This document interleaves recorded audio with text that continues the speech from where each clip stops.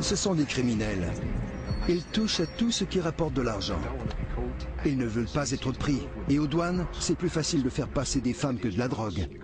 Ils savent ce qu'ils veulent. C'est très difficile de connaître la situation d'une femme qui passe par un aéroport avec ses bagages et son passeport. Ну, лично я этим не занимаюсь. Я набираю людей, а другой человек этим занимается. Потому что я не ресурсы, мне очень засвечено очень сильно. И тем более я знаю, что если, не дай бог, что со мной случится, мою зубы на плохо тоже сложится на второй же год. Тем более у меня девочка, вот и невестка, и дочка в академии учатся на юристов. Понимаешь, ресурс, чтобы я не подорвала авторитета. А через Украину, через Одессу хорошо отправляют? Ну, опасно, везде опасно. Будь осторожен, просто. А где легче? Нигде не легче. Нигде не легче, ты понимаешь?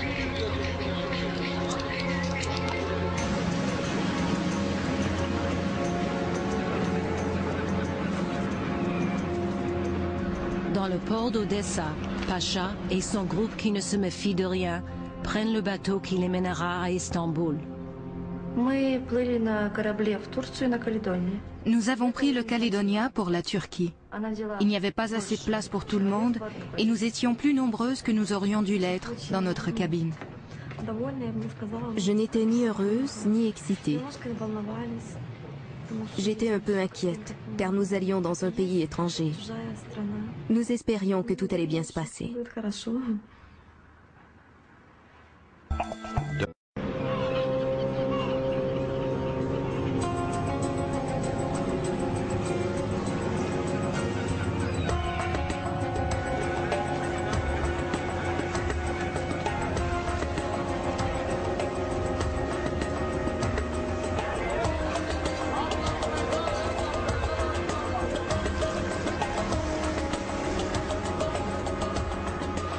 Nous suivons Pacha et ses victimes jusqu'au poste de douane turc.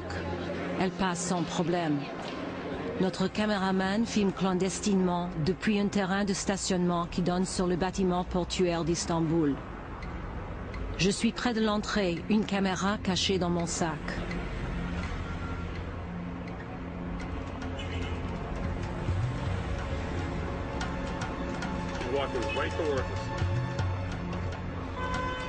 Selon des informations fournies par les services secrets ukrainiens, certaines de ces filles seront vendues à des maisons closes, partout en Turquie.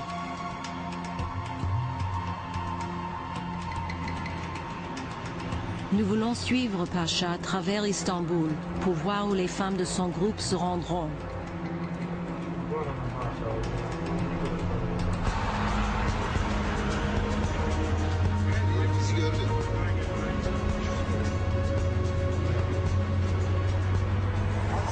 Notre intermédiaire turc a une petite idée du lieu où cela nous mènera. Elles vont à Aksaray, le quartier russe. Situé au cœur d'Istanbul, Aksaray est un quartier animé qui accueille d'innombrables expatriés soviétiques, dont de nombreux travailleurs immigrés.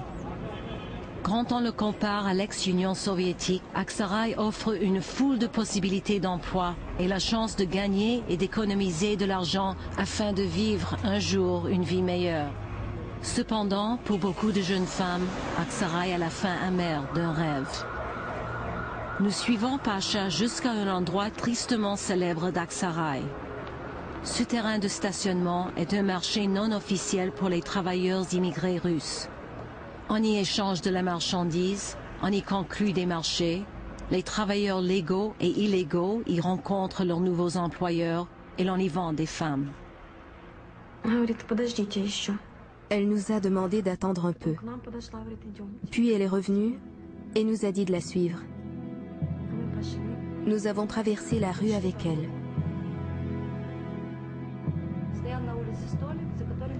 Des hommes étaient assis autour d'une table à la terrasse d'un café.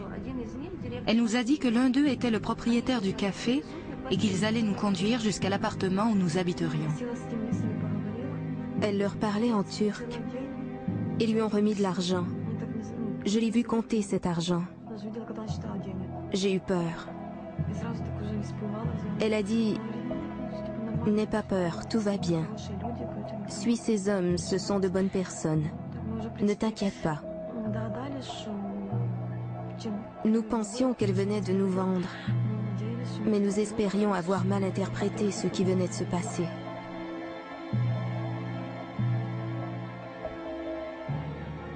En revenant en Ukraine, nous avons montré à Anya et à Katerina ce que nous avions filmé.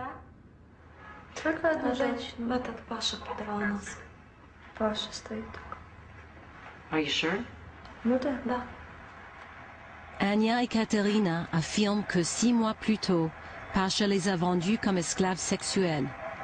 Le récit correspond au détail près à ce que nous avons nous-mêmes filmé. Та женщина, которая нас перевозила в Турцию, продала. Смотри, деньги, хлоп, отдали. Ну ты же что? Для меня продала, да? Вот так же полиция вот стоит, она вот отошла два шага от полиции и продает, не боится ничего.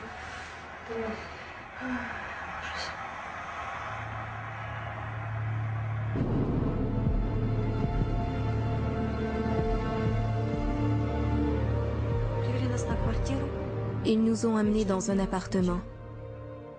Cette nuit-là, un homme m'a réveillée en me disant de m'habiller pour aller travailler. Je lui ai demandé « Pourquoi maintenant ?» Il a répondu « Habille-toi et tu verras ».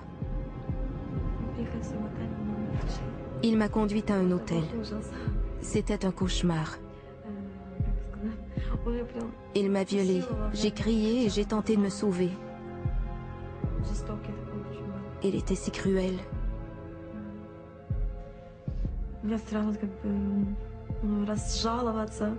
Je l'ai supplié d'arrêter, mais il a ri et a continué ce qu'il faisait.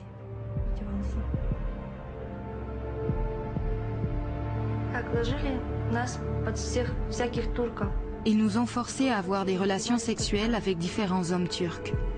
Ils faisaient ce qu'ils voulaient de nous.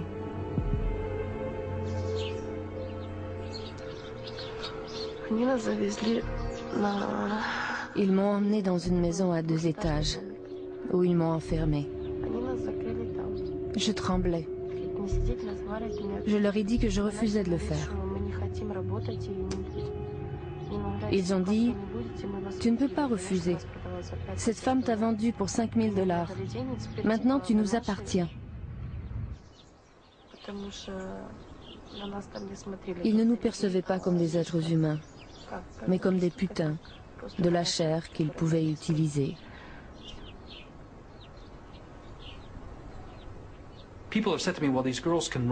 Les gens me disent que ces filles peuvent s'enfuir, mais c'est faux.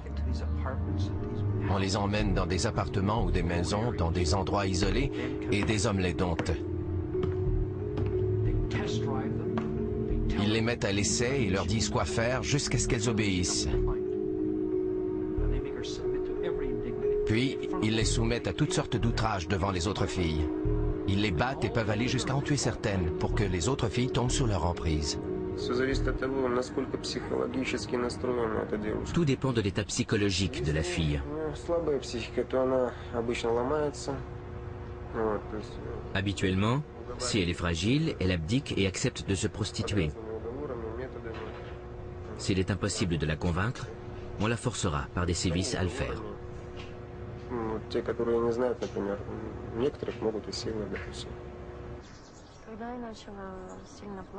Je me suis mise à pleurer. J'ai dit que je voulais rentrer chez moi et revoir mon enfant. Les autres filles m'ont dit qu'elles avaient aussi des enfants et que nous devions toutes travailler, que je n'avais pas le choix et que je ne pouvais rien y faire. Elles m'ont expliqué qu'elles s'étaient aussi fait piéger. Je tenais toujours la petite croix dans ma main et je priais Dieu de m'aider à rentrer chez moi. Дал как-то помог, чтобы я смогла просто приехать домой, вернуться и все.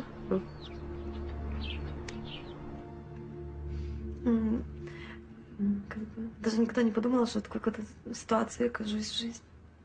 Je n'avais jamais imaginé que je pourrais me trouver dans une telle situation.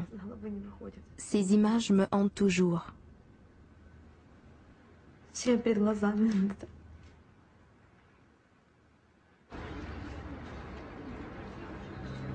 Quelques jours après son voyage à Istanbul, Pasha est de retour à Odessa. Sa transaction terminée, elle part à la recherche d'un autre groupe de clientes.